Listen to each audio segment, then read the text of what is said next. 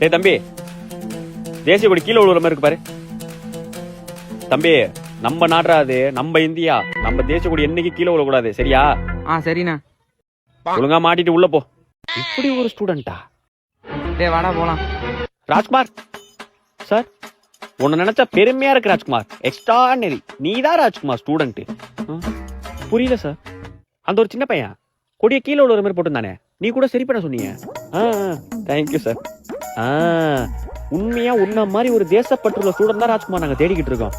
Super Rajkumar. கொடி குத்துலையா நீனு? அதோ இருக்கு சார், குத்திக்கிறேன் சார். குத்து, இங்கேயே குத்து. உள்ள போய் குத்திக்கிறேன் சார். இங்கேயே குத்து ராஜ்குமார். சார் நீங்க கொடி குத்தலையா சார்? அதுவா, நான் கொடி குத்துறேன்னு வச்சுக்கேன், எவனாச்சும் மாத்தி குத்திட்டு வருவான். அப்புறம் நம்மள பார்த்து திருப்பி மாத்தி குத்திடுவான். இன்னைக்கு எவன் தேசிய கொடியை மாத்தி குத்திட்டு வரானோ அவனை உதைக்கிறதா என் வேலை.